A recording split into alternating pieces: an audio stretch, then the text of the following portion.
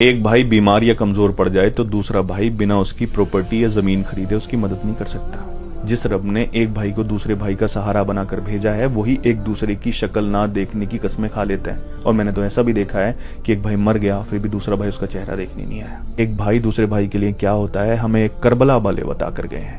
جنگ کی پہلی رات، اگلے دن جنگ تھی اور اس سے پہلی رات جو تھی نا، سب کو بٹھایا حضرت امام حسین علیہ السلام نے، اور سب کو بٹھا کر کہا کہ جس کو جانا ہو وہ جا سکتا ہے، جنگ چھوڑ کر میرا ساتھ چھوڑ کر جس کو جانا ہو وہ جا سکتا ہے۔ میں یہاں بیٹھے ہوئے سب کو جنت کی بشارت دیتا ہوں، اگر کوئی چھوڑ کر چلا بھی جائے گا تو اس کو جنت مل جائے گی۔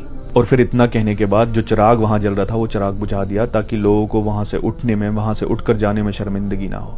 تھوڑی دیر بعد کہا کہ عباس چراغ جلاؤ، پھر چراغ جلایا تو کوئی اٹھ کر نہیں گیا۔ پھر سے یہ بات دہرائی کہ جس کو جانا ہو جا سکتا ہے، جنت ملے گی اس کو، میں گواہ ہوں اس بات کا۔ پھر سے چراغ بجھا دیا۔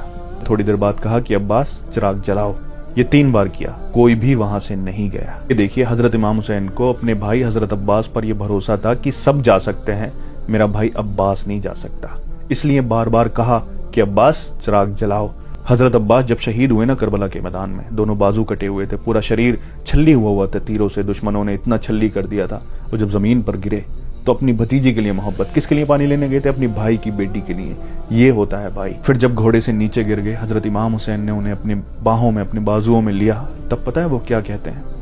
وہ کہتے ہیں کہ بھائی مجھے میرے جسم کو یہیں دفن کر دینا، وہاں لے کر مت جانا، میں شرمندہ ہوں، اپنی بھتیجی کے لیے پانی نہیں لے جا سکا۔